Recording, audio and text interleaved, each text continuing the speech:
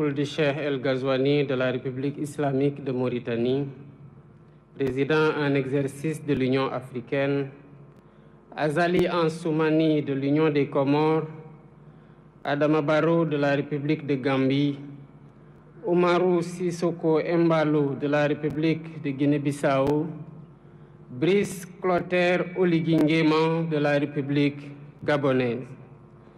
Mesdames, Messieurs les chefs de délégation, Monsieur le Premier ministre, Monsieur le Président de la Commission de la CEDEAO, Mesdames, Messieurs les ministres et secrétaires d'État, Mesdames, Messieurs les membres du corps diplomatique, autorités administratives et locales, Monsieur le Président et les membres du comité de commémoration du 80e anniversaire, Mesdames, Messieurs les descendants des familles de tirailleurs sénégalais, distingués invités, chers concitoyens, Mesdames et Messieurs.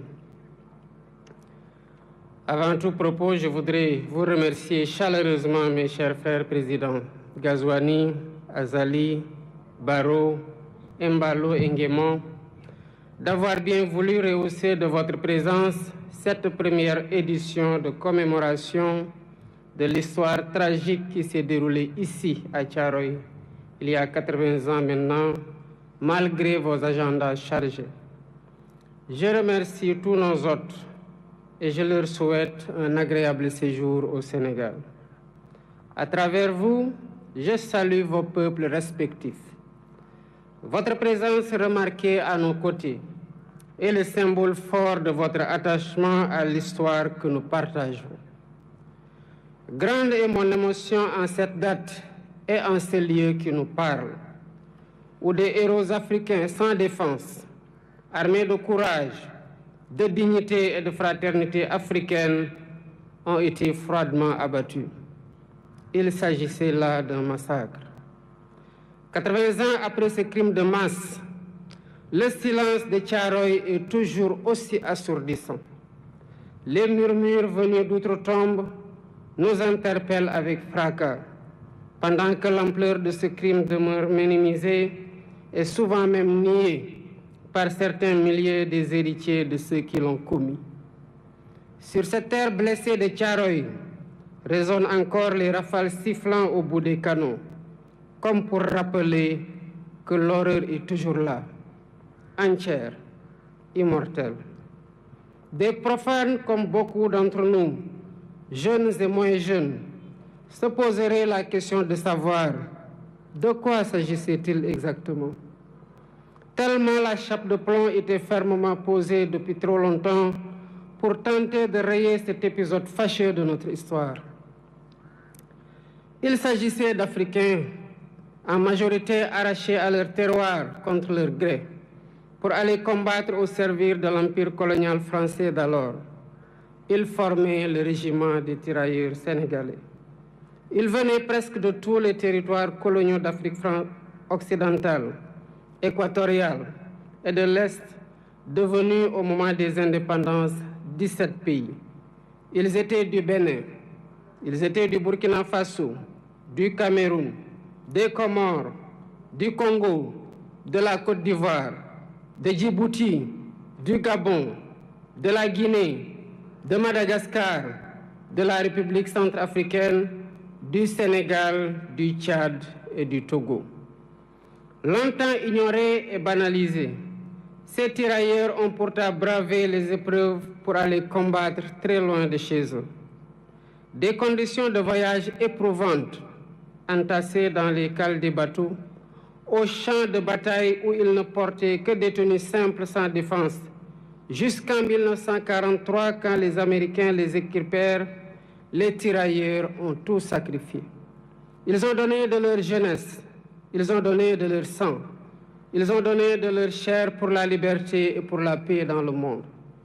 Excellences, Mesdames et Messieurs, malgré les pertes énormes sous les balles nazies, les faits d'armes du régiment des tirailleurs sénégalais sont incontestables et ont grandement contribué à la victoire des Alliés. Qu'il s'agisse entre autres de la libération de la Tunisie, du débarquement à l'île d'Elbe, de la libération de Toulon et de celle de Paris, Ils ont tenu leur rang en combattant de manière acharnée, parfois jusqu'au sacrifice suprême, pour conquérir une localité ou tenir une position. Ils méritent tous les honneurs, ils méritent notre respect, ils méritent notre admiration. Mais la suite de l'histoire est à l'inverse de ces immenses sacrifices consentis. À la place d'éloges et de reconnaissance, l'ordre fut donné de neutraliser ceux qui avaient enduré la ségrégation dans les prisons allemandes et la rigueur de la captivité. L'irréparable se produisit le 1er décembre 1944, ici à Thiaroye, quand le général Dagnan ordonna de tirer sur des innocents désarmés, dont le seul tort a été de réclamer le paiement de leurs indemnités, primes et autres allocations. C'était là un acte prémédité, visant à réprimer des revendications légitimes, à dissuader d'autres et à perpétuer l'ordre colonial. Le crime fut commis et les faits sont incontestables. Voilà le sort qui a été réservé à certains qui ont contribué à écrire dans le sang et la sueur la glorieuse histoire de la libération. Aujourd'hui, par devoir de mémoire, de vérité et de justice, nous ne pouvons oublier l'horreur des exécutions sommaires ici au camp de Thiaroye. Il est impératif de rappeler l'histoire, toute l'histoire, sans trop de mémoire. C'est ce qui fonde l'essence universelle des valeurs de paix, de liberté et d'égale dignité attachées à la nature humaine. Excellences, Mesdames et Messieurs, toutes ces raisons ont renforcé notre conviction de commémorer l'anniversaire du massacre de Thiaroye pour, d'une part, rendre hommage aux victimes et graver leur mémoire dans notre conscience collective, et, d'autre part, jeter les bases de la restauration de la vérité historique en mettant fin à l'omerta sur cet épisode tragique, omerta voulu et entretenu par l'autorité coloniale. Ce faisant, il ne s'agira pas d'une porte ouverte pour susciter le ressentiment ni entretenir la colère et la haine. Non. Ce que nous faisons ici relève du devoir de mémoire contre l'oubli et pour la manifestation de la vérité des faits, pour nous acquitter d'une dette morale vis-à-vis des tirailleurs et de leurs familles. C'est pourquoi nous avons mis en place un comité international de chercheurs indépendants pour aider à la reconstitution exacte des faits et à une meilleure connaissance de cette séquence de notre histoire partagée avec la France. Pour faciliter les travaux de recherche, j'ai sollicité du président de la République française la mise à disposition de tout document d'archives pouvant contribuer à la manifestation de la vérité et leur collaboration le moment venu dans la localisation des sépultures et l'identification éventuelle des victimes. Je salue l'ouverture des autorités françaises actuelles qui ont accédé à notre requête pour la manifestation de la vérité. Ainsi, avant cette commémoration, des membres du Comité international de chercheurs se sont rendus en France et ont eu des séances de travail avec les autorités françaises et les responsables des sites où sont présumées gardées les archives manquantes. Les recherches se poursuivront après la commémoration. La France vient également de franchir un pas important dans la restauration de la vérité, grâce au président Emmanuel Macron, qui m'a adressé une lettre il y a 3 jours pour assumer que les événements de Thiaroye en 1944 ont abouti à un massacre. Je salue son courage moral. Par ce geste, la France accède à une vieille et légitime demande de reconnaissance. Il s'agit d'une avancée appréciable dans le processus de réhabilitation de l'honneur et de la dignité des tirailleurs victimes, à la suite de la déclaration du président François Hollande au cimetière de Thiaroye le 30 novembre 2014, quand il saluait, je cite, « la mémoire d'hommes qui portaient l'uniforme français et sur lesquels la France avait retourné le fusil. Toutefois, il reste encore beaucoup de zones d'ombre de cette histoire, notamment le nombre de tirailleurs exécutés. Deux rapports contradictoires des autorités coloniales parlent de 35 et 70 morts, pendant que d'autres témoignages évoquent des centaines de morts et de nombreux blessés. Les archives réclamées permettront, d'après les chercheurs, de savoir comment on en est véritablement arrivé à la tragédie de Thiaroye, d'avoir une lecture plus fidèle de l'état d'esprit des tirailleurs rapatriés, de leur nombre exact, de leur identité, de leurs origines, des lieux où ils sont enterrés, des épreuves endurées, des frustrations et humiliations subies, ainsi que du montant qui est dû à chacun. Ce travail est complexe. C'est pourquoi je lance un appel aux acteurs étatiques et non étatiques de tous les pays concernés, y compris la France, aux historiens et chercheurs de tous bords, afin de joindre nos efforts pour porter un regard lucide sur cet épisode sombre de notre histoire commune. Excellences, Mesdames et Messieurs, identifier les victimes et situer les responsabilités est essentiel pour ouvrir la voie à une réconciliation sincère. C'est l'occasion pour moi de rendre un vibrant hommage à tous les Africains et non-Africains qui se sont toujours battus pour que l'histoire des tirailleurs et du massacre de Thiaroye soit préservée de l'oubli et de la falsification. Je pense aux précurseurs, aux hommes et femmes politiques. Je pense aux intellectuels, écrivains, poètes, cinéastes, artistes. Je pense aux bonnes volontés, personnes physiques et morales. Sans la synergie de tous ces efforts, le combat pour la justice et la vérité n'aurait pas prospéré. Mais cette vérité exige encore d'être pleinement révélée, transmise et reconnue. Nous devons encourager cette dynamique pour restaurer la mémoire et la dignité des tirailleurs sénégalais.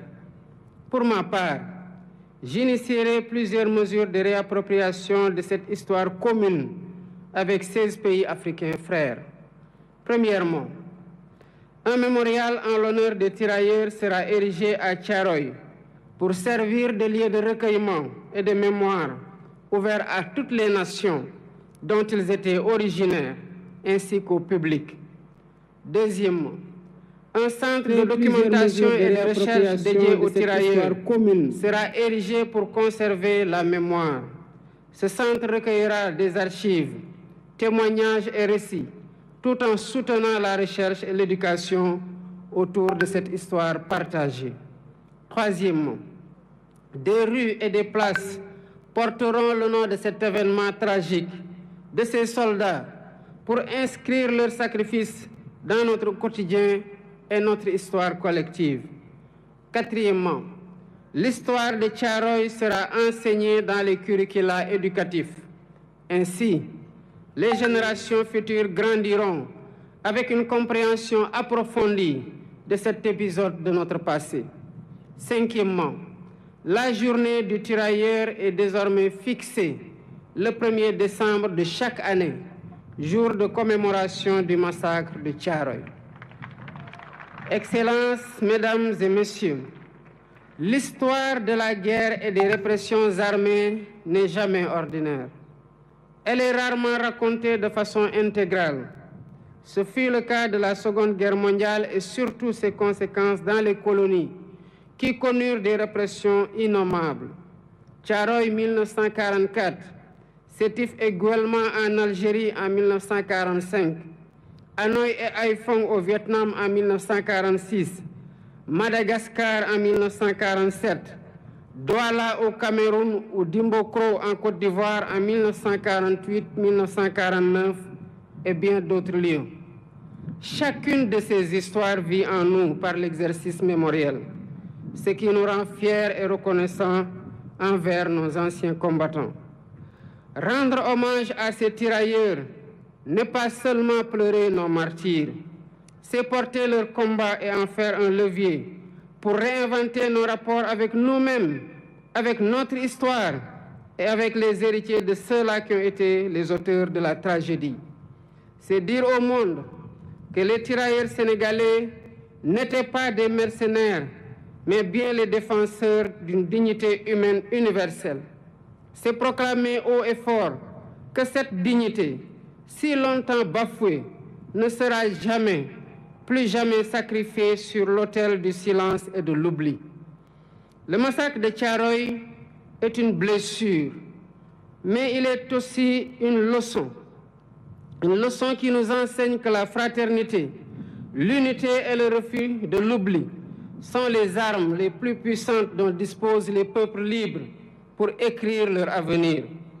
Que cette commémoration, 80 ans après, ne soit pas qu'un moment de recueillement, qu'elle soit un serment renouvelé, un serment de justice, un serment de mémoire, un serment de vérité. Pour que plus jamais Thiaroye et les événements similaires ne se répètent sous aucune forme, nulle part ailleurs dans le monde. Nous honorons aujourd'hui des héros, et en les honorant, nous nous rappelons que nous avons nous-mêmes un devoir, celui de leur être fidèles, fidèles à leurs valeurs, fidèles à leur combat et fidèles à leur vision d'un monde plus juste. Ensemble, pour la vérité historique restaurée du massacre de Thiaroye, pour la justice, la liberté et la dignité pleine et complète. Je vous remercie de votre aimable attention. Fermez le banc!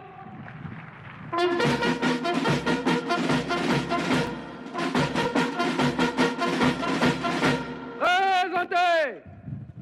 Armes!